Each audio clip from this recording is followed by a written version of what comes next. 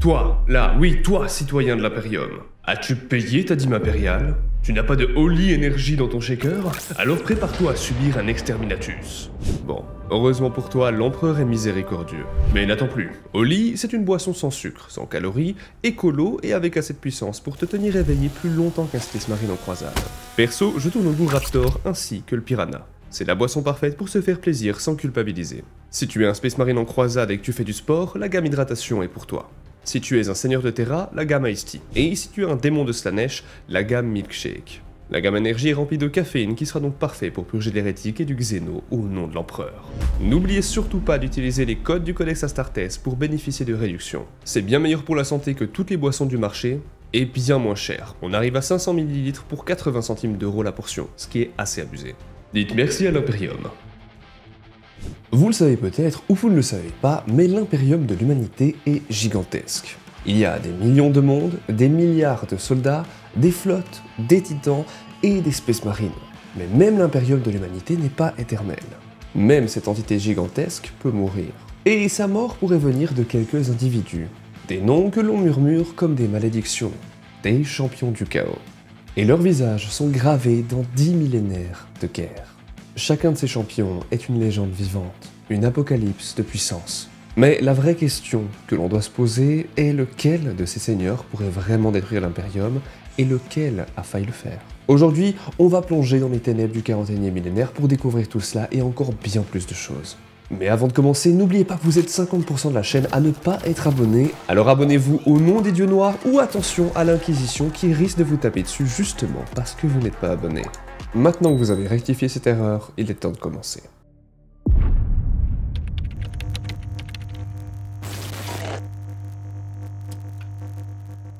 Né sous le nom d'Ezekiel Abaddon, il est devenu au fil des millénaires le maître de guerre incontesté du chaos, et nul seigneur renégat vivant ne peut rivaliser avec lui. En tout cas sur le papier.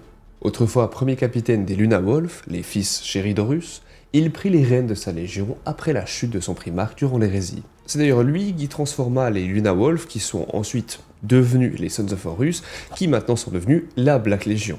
Ah oui, il faut suivre. Abaddon combat vêtu d'une armure Terminator. Une armure qui fut forgée à partir des restes de la cuirasse d'Horus lui-même. Il est important de noter qu'il manie deux armes mythiques et très importantes. En premier, la serre d'Horus. À savoir que la serre d'Horus est une arme qui est donc sa main complète, je précise bien quand même, qui est ce que l'on appelle des claws, donc des griffes énergétiques, qui sont couplées à un bolter en dessous pour évidemment plus de puissance de feu. Mais il utilise aussi une autre arme qui s'appelle Dracnienne. Et c'est une lame démoniaque d'une puissance difficilement quantifiable étant donné qu'à l'intérieur de cette lame il y a un démon surpuissant. Et il faut savoir que cette arme n'a pas de véritable forme. Elle est une entité du Warp sans taille ni contour définis que l'esprit humain puisse réellement concevoir. Si, entre les mains d'Abaddon, elle prend l'apparence d'une immense épée, c'est uniquement parce que notre très cher maître de la Black Legion a choisi de la façonner ainsi. La plupart du temps, Dracnienne se manifeste comme une épée à deux mains, bien qu'Abaddon la manie d'une seule, l'associant à la redoutable serre d'Horus, ce qui en fait de lui un des personnages les plus intéressants au combat au corps à corps. Et la garde de l'épée est dorée, mais surtout ornée d'un rictus grimaçant d'un démon, juste au-dessus de la poignée. Vous pouvez y apercevoir des teintes bleutées, et aussi des visages torturés. Car même si Dracnienne est un démon, ce démon a probablement dévoré de nombreuses âmes, en tout cas d'après les légendes. Car chaque fois qu'Abaddon tue quelqu'un avec cette lame, elle se nourrit de cette dernière. Ce qui rendra chaque âme condamnée à se tordre et à hurler sur la surface de l'épée pour l'éternité. À la tête de 13 croisades noires, Abaddon a poursuivi sans relâche la guerre éternelle contre l'Imperium. Il faut savoir que beaucoup ont été un échec, mais la 13e des croisades marqua un énorme drame au sein de l'univers. La destruction de Cadia et l'ouverture de la Grande Faille. À savoir que Cadia est l'une des planètes les plus importantes de l'Imperium, enfin, était, et la Grande Faille est cette énorme tempête, Warp, qui coupe tout en deux. Ce qui fait que les démons peuvent rentrer bien plus facilement dans la réalité. Et d'ailleurs ce triomphe lui valut le titre de maître de guerre de l'Imperium Nihilus, souverain de la moitié obscure de l'humanité, un domaine encore plus vaste que celui qu'Horus dirigea autrefois. Cette position fait de lui le véritable chef suprême du chaos, l'unificateur des traîtres divisés, le plus grand champion mortel des dieux sombres. Bien qu'il bénéficie des faveurs des 4 puissances, il ne se soumet à aucune, imposant son autorité par la seule force de sa volonté. Même les primarques démons eux-mêmes s'inclinent devant son pouvoir. Aujourd'hui, Abaddon est au sommet de la puissance militaire du chaos, et sa Black Légion demeure la force renégate la plus disciplinée, mais surtout la plus redoutée de toute la galaxie.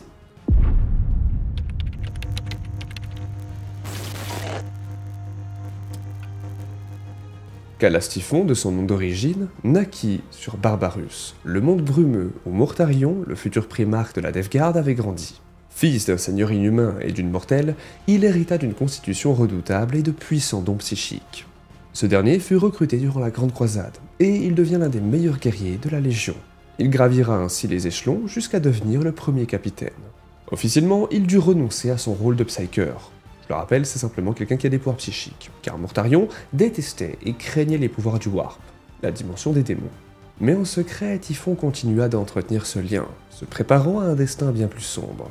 Il gagna ainsi une réputation de stratège brutal et reçut le commandement du Terminus Est, un cuirassé unique et armé de terribles armes alchimiques. Mais lorsque la Death Guard rejoignit la trahison d'Horus, Typhon révéla sa vraie nature. Il fit ainsi exécuter les navigateurs de la flotte, sous prétexte de loyauté à l'empereur. Puis, il affirma pouvoir guider ses frères grâce à ses propres dons. En réalité, il les mena ciment dans le Warp, vers la damnation. Piégée dans l'Immaterium, la Légion fut frappée par une épidémie sans précédent, la peste du Destructeur. Ni leurs organes génétiquement renforcés, ni leurs armures ne purent enrayer le mal. Paralysés mais conscients, tous les Space Marines virent leur chair se gonfler de corruption, envahis de nuées de mouches démoniaques, et frappés des pires maladies qu'aucun être humain ne pouvait supporter. Ce fut Typhon lui-même qui, debout au milieu des cadavres pestiférés, absorba l'essaim de son propre corps et renaquit comme Typhus. Il était l'hôte de la ruche du Destructeur, le véritable champion de Nurgle au sein de la Légion. Dès lors, il fut à la fois le bras droit et le rival implicite de Mortarion. Il était soumis en apparence à son primarque, mais fidèle en réalité au Seigneur et uniquement au Seigneur de la Déchéance. Sa faux énergétique devint l'instrument d'innombrables massacres, et partout où son Terminus Est passait, des mondes entiers étaient réduits en nécropoles. Pendant 10 millénaires, Typhus a répandu les dons de son maître à travers toute la galaxie. Il a semé ainsi des pandémies cataclysmiques, transformant des milliards d'âmes en zombies, que d'ailleurs nous nommons les Poxwalkers. C'est le même fonctionnement que des zombies classiques, mais ici cela est dû à une maladie qui vient d'un dieu. Tout ça va créer des hordes sous le commandement de Typhus. D'après les rumeurs, on raconte même qu'il marcha dans le jardin de son dieu, et qu'il y défendit son domaine contre une incursion de cornes, et fut récompensé par le privilège de présenter sa faux souillée devant le trône pestilentiel. Aujourd'hui encore, Typhus incarne la corruption vivante. Sa chair n'est plus qu'un amas de pus et de mutations grouillantes, d'où s'échappent sans fin les essaims de la ruche. À bord du Terminus Est, il mène la première compagnie de peste dans ses croisades incessantes. Là où il passe, la peste efface toute trace d'ordre et d'espoir. Et ses victimes rejoignent sans réellement de choix les rangs des morts-vivants. Plus ambitieux que jamais, Typhus se voit comme le véritable fils de Nurgle, plus fidèle que Mortarion en personne. Il est infatigable et il poursuit sa mission. Une mission simple, répandre la peste et la maladie sur toute la galaxie, jusqu'à ce que chaque étoile se meure dans la puanteur de la décrépitude.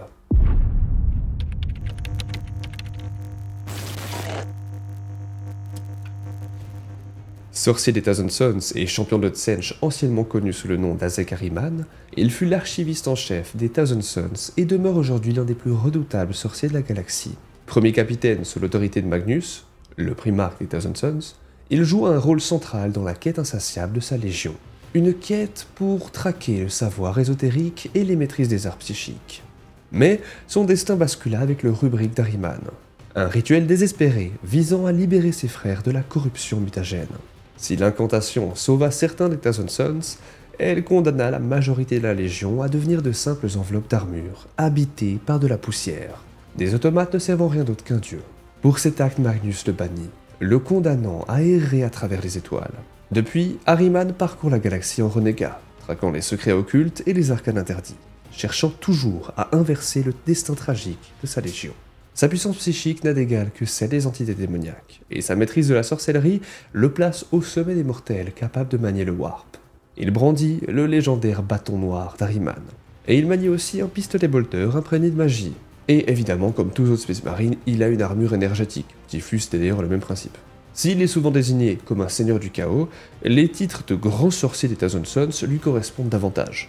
Bien qu'il œuvre au service de Tsench, le dieu du changement et des arcanes, Ahriman reste avant tout fidèle à sa propre quête. Son allégeance véritable ne va pas à une divinité, mais plutôt à la connaissance absolue et à la compréhension ultime du Warp, qu'il perçoit d'ailleurs comme une énigme cosmique à résoudre. On pourrait le considérer d'ailleurs comme unique en son genre. Ahriman poursuit inlassablement le même but, libérer ses frères de la damnation, mais surtout peut-être un jour dominer les forces mêmes du chaos.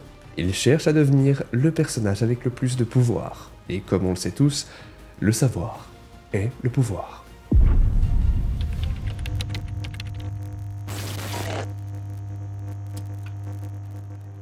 Karn est né sur Terra et fut recruté dans la Légion des Warhounds, qui deviendra plus tard les World Eaters. Formé sous la supervision du centurion Gruner, il fut le premier à survivre à l'implantation des Butcher's Nails, aussi appelés les clous du boucher ou les griffes du boucher. Il s'agit là d'un plan crânien conçu pour amplifier la rage et réduire le raisonnement rationnel, transformant ainsi leur porteur en véritable bête de guerre.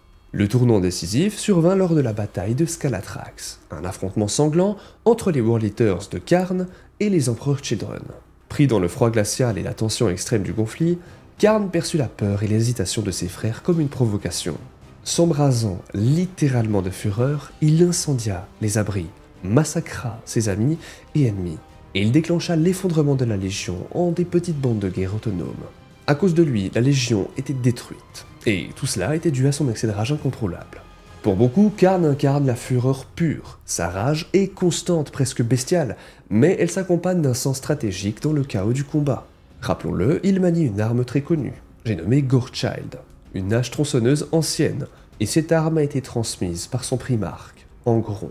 Certaines versions de son équipement incluent un compteur de mort intégré à son casque, retraçant le nombre de ses victimes, comme un killstreak sur Call of ou les armes sur CSGO pour lesquelles vous pouvez avoir un tracker de kill. Aujourd'hui, Karn continue de semer le chaos à travers la galaxie, massacrant, brûlant et provoquant partout où il passe. Malheureusement, il n'est pas le personnage le plus poussé philosophiquement parlant, en tout cas actuellement, attention, car il a beaucoup plus de folie que de réel sens rationnel, comme on l'a dit. Et tout ça est dû aux griffes.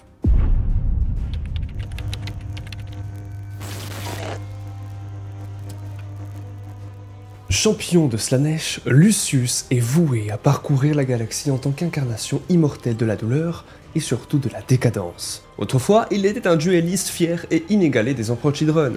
Il céda aux séductions du chaos durant l'hérésie d'Horus, et tout cela empira après cela. Recherchant la perfection à travers la souffrance et la violence, comme tous ses frères des Empereurs Children, il se distinguait par une discipline martiale sans faille, mais surtout grâce à une maîtrise de l'épée proche du surnaturel. Peu à peu, son obsession bascula vers l'humiliation et la gloire.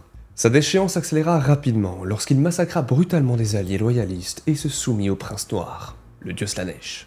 Finalement, il trouva la mort face à Nikona Sharokin de la Ravengard, mais son dieu refusa de le laisser disparaître. Et surtout, ce n'était pas la seule fois où notre cher Lucius allait mourir. Car oui, Lucius fut alors marqué d'une malédiction terrible. Quiconque le tue, en ressentant ne serait-ce qu'un fragment d'orgueil pour sa victoire, se transformera lentement en lui, en Lucius. Si vous le tuez, et que vous êtes fier de vous parce que vous avez réussi à tuer l'un des meilleurs duellistes, vous allez finir par prendre son corps, mais aussi son âme et son arrogance. En fait, vous allez devenir lui. En fait, il vous remplace, même. Il faut savoir qu'au combat, Lucius incarne une élégance malsaine, riant et gémissant, tandis que ses chairs mutées sont déchirées par les coups. Chaque affrontement est un spectacle, chaque blessure une offrande à son dieu. Détesté et pourchassé dans toute la galaxie, il demeure cependant impossible à éliminer définitivement. Son arsenal est varié, mais il inclut surtout le fouet du tourment, qui est une arme démoniaque qui s'allonge à chaque frappe. Mais aussi la lame du Laer, la même épée qui avait jadis corrompu son primarque, l'une des épées les plus importantes de l'hérésie d'Horus. Et son armure est l'armure des âmes hurlantes, résonnant de cris de victimes piégées par sa malédiction. D'ailleurs, je vous laisse mettre pause un petit peu, observer aussi les armures de chacun de ces champions car elles sont très ouvragées et les auteurs ont mis énormément d'amour pour représenter directement les personnages de nos livres préférés.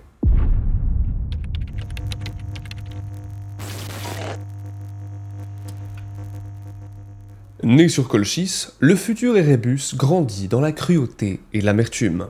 Avide de pouvoir et insensible à la souffrance, il assassina dans sa jeunesse un garçon pieux portant son nom, usurpa son identité et intégra ainsi le Covenant, que l'on peut traduire directement en couvent. Et il s'agissait là de la religion dominante de son monde. Bien qu'attiré par le prophète Lorgar, il trouva sa véritable foi dans le chaos, se plaçant très tôt sous l'égide des 4 puissances. Parmi les premiers fidèles de Lorgar, il rejoignit les Worldbearers et endura la douloureuse transformation en Space Marine. Manipulateur, méthodique, tous ces traits faisaient qu'il travailla dans l'ombre à instaurer un culte secret dédié aux dieux sombres, tout en gagnant la confiance de son primarque et surtout sa convoitise. C'est lui qui initia la Légion aux entités du Warp et qui découvrit sur Davin l'anathème, une lame rituelle destinée à blesser Horus et à précipiter sa chute. Lorsque le maître de guerre fut grièvement atteint, Erebus guida son esprit dans une vision façonnée par les dieux obscurs, scellant ainsi son allégeance à la ruine et ouvrant la voie à l'hérésie. Durant la guerre civile, il se présentait comme l'instrument du destin, vêtu d'une armure gravée de versets impies et armé d'un anathème rituel comme on l'a dit, symbole de ses pactes occultes et de son ambition. Fin, stratège et orateur redoutable, il semait la discorde avec une conviction implacable. Après la défaite d'Horus, Erebus se réfugia dans l'œil de la terreur, là où il siège toujours comme apôtre noir au conseil de Sicarus. Et il est en perpétuelle rivalité avec Corpharéon, un autre personnage très important. Lors de la 13e croisade noire, il mena d'immenses sacrifices pour déchaîner toutes les tempêtes Warp qui engloutirent Cadia, mais aussi qui ouvrirent la Grande Faille. Ce personnage est à l'origine de tous les plus grands bouleversements de Warhammer. Au 41e millénaire, Erebus demeure l'un des plus dangereux serviteurs du chaos. Mais le plus fou, c'est qu'il n'est jamais au devant de la scène, il est là de manière fourbe, à retourner les gens les uns contre les autres, pour simplement assouvir ses envies, ses besoins et ses caprices. Mais jamais il le fera en face à face, il aura plus tendance à mettre des coups dans le dos.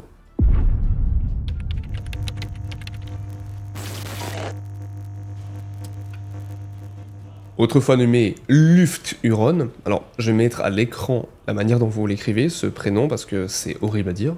Il fut le maître de chapitre des Astral Claws, un chapitre Space Marine très connu. Et durant sa période en tant que maître de chapitre, il était un guerrier loyaliste estimé, un meneur respecté au sein de l'Imperium. Mais son orgueil et sa soif de domination le poussèrent à défier l'empereur lui-même. Délaissé par ses suzerains et privé du soutien qu'il estimait dû, il se proclama souverain du secteur de Badab, ouvrant ainsi les hostilités de la fameuse guerre de Badab. Je rappelle, mais la guerre de Badab est fascinante, car elle illustre parfaitement la complexité et l'absurdité de l'Imperium. Ce conflit n'est pas né d'une invasion démoniaque, ni d'un plan galactique, mais bien d'un différend bureaucratique, ou politique, voire même fiscal, qui a littéralement dégénéré en véritable guerre civile entre Space Marine.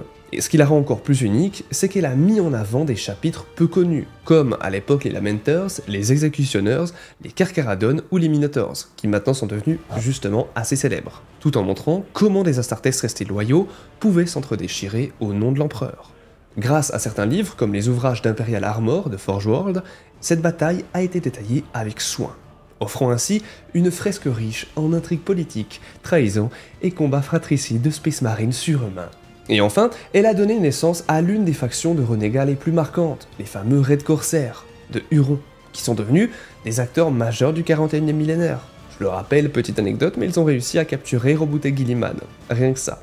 Et durant le soulèvement de Badab, Huron fut grièvement blessé par un tir de fuseur qui faillit le réduire en cendres. Il a été reconstruit par la chair corrompue et le métal. Son corps est désormais un assemblage de bioniques et de cicatrices. Sa puissante armure Terminator soudée à sa chair mutilée en fait une vision cauchemardesque, mais surtout une arme vivante. Et son arme la plus célèbre est la griffe du tyran, qui est une gigantesque pince énergétique intégrant un lance-flamme et un champ disrupteur. À ses côtés rôde souvent le mystérieux personnage nommé la Madria, une petite entité démoniaque et chaotique qui est d'apparence changeante. Des fois reptilienne, des fois plus avienne, des fois même invisible, elle est là sans être vraiment là. Et vu que c'est une créature démoniaque, cela lui confère des pouvoirs psychiques. Et parfois c'est même cette petite créature qui va sauver Huron. Et leur lien est assez étrange. Beaucoup des Astral Claws, les anciens Space Marine loyalistes, ont tourné le dos à l'Imperium en rejoignant directement leur chef Huron, ainsi trahissant l'Imperium.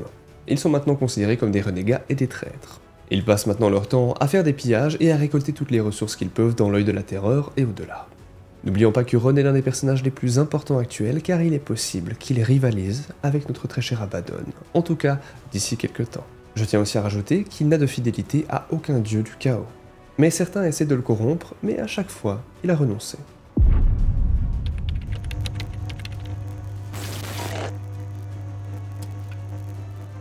Surnommé le primogéniteur, l'écorcheur ou encore le seigneur des clones, Fabius Bile fut autrefois l'apothicaire en chef des empereurs Children. Renégat parmi les renégats, il a trahi à la fois l'empereur et les dieux du chaos. Guidé non par la foi, mais par une obsession. Son but était de créer l'humanité parfaite, quitte à la remodeler tout entière dans la douleur et le sang. Maître généticien, Bile prétend avoir percé les secrets de la création des primarques. Ses voyages à travers la galaxie laissent partout des mondes dévastés, peuplés de créatures monstrueuses issues de ses laboratoires et surtout remplis de cadavres. Ces nouveaux hommes incarnent son œuvre, des guerriers puissants, intelligents et rusés, mais réduits à l'état de prédateurs psychopathes. Malheureusement, l'Inquisition ignore combien de ces créatures rôdent dans la galaxie, mais toutes sont impossibles à identifier avant qu'elles ne basculent dans la folie meurtrière. Durant l'hérésie d'Horus, Bile fut le second des empereurs Children. Tandis que sa légion s'abandonnait aux excès de Slaanesh, lui passait son temps à perfectionner les altérations de leur cerveau et de leur sens. Pourtant, son intérêt s'éloigna très vite du culte du plaisir. Il expérimentait sur des captifs, disséquait des millions de prisonniers et cherchait déjà à imposer sa propre vision de l'évolution humaine. Après la chute d'Horus, Bile quitta Terra, accompagné de ses serviteurs. De planète en planète, il vendit ses services au seigneur renégat, fournissant drogue, clones ou armées artificielles. Mais son aide avait toujours un prix terrible. Les mondes finissaient corrompus, les populations massacrées, la civilisation entière réduite à des charniers. Même traqué par les Salamanders et d'autres chapitres loyalistes, il échappa sans cesse à la destruction, trouvant refuge jusque dans l'œil de la terreur. Dans cet endroit, il devint indispensable aux légions déchues, car rappelons-le, mais il est capable de reproduire des esclaves, des clones et donc des organes de Space Marine. Tous les Space Marines du chaos ont besoin de lui pour continuer d'agrandir leur puissance. Mais surtout, tous ces Space Marines du chaos, qui ne sont pas forcément alliés avec lui, mais simplement qui font des pactes avec lui, ou du troc, ont peur de lui. Ils sont tous terrorisés par ce mec. Aujourd'hui encore, il poursuit toutes ses expériences, obsédé par la génétique des Primaris et rêvant d'exploiter l'ADN de rebooter Guilliman lui-même. Bile s'impose comme un allié instable, prêt à vendre ses talents aux bandes du chaos, mais toujours avec l'arrogance de celui qui se croit au-dessus des dieux. En combat, il porte une armure bardée d'outils chirurgicaux et de seringues reliées à son terrifiant chirurgion, un fameux harnais arachnoïde qui maintient son corps en vie par des fluides démoniaques. Il manie le bâton de tourment, capable de plonger ses ennemis dans une douleur insoutenable, et le redouté Xyklos, un pistolet lançant des aiguilles empoisonnées qui désolent les organes de leurs victimes. Ni fidèle à l'empereur, ni soumis au chaos, Fabius Bile suit une voie unique, une voie solitaire et blasphématoire. Il veut devenir le nouveau dieu, il veut créer de nouvelles entités, une nouvelle race humaine. Comme nous avons pu le voir, l'Imperium fait face à de milliards d'ennemis, que ce soit des orques, des tyrannides, des Eldar, voire même des Nécrons. Mais ceux qu'on a vus aujourd'hui, ces 8 champions du chaos, ne sont pas de simples adversaires. Ce sont des légendes vivantes, autrefois des guerriers loyaux à l'Imperium et des guerriers respectés. Mais alors lequel d'entre eux est le plus grand danger? Car chacun est capable de retourner la galaxie et surtout de détruire cette dernière. En tout cas s'ils ne sont pas arrêtés. Chacun à sa manière porte en lui la promesse d'une apocalypse. Mais peut-être que la vraie réponse est qu'ils ne sont dangereux que parce qu'ils existent ensemble. Comme les doigts d'une main, séparés, ils sont puissants, on est d'accord. Mais réunis, ils formeraient le point du chaos, prêt à s'abattre sur l'Imperium et à ne plus rien laisser en vie. Et ce point, tôt ou tard, s'écrasera sur la galaxie. Si vous êtes encore là, écrivez F les loyalistes en commentaire. N'oubliez pas que vous êtes 50% de la chaîne à la regarder sans être abonné, alors je vous laisse rectifier ça tout de suite. N'hésitez pas aussi à checker Holy Energy, le plus vieux partenaire de la chaîne, dans la description pour des boissons plus saines pour la santé, plus écologiques et surtout moins chères. Et en plus de ça, vous pouvez économiser avec nos codes dans la description pour encore plus d'économies. Sachez que nous on touche un petit pourcentage pour chacun des achats que vous faites par nos liens et ça permet directement de financer nos vidéos, de payer le monteur, etc. Donc merci à tous, c'est grâce à vous qu'on peut continuer cette aventure sur YouTube et je tiens vraiment à le rappeler, sans vous, on ne serait pas où on en est. Donc merci, prenez soin de vous, prenez soin de votre santé physique et mentale comme d'habitude. L'empereur vous protège, Ave Imperator.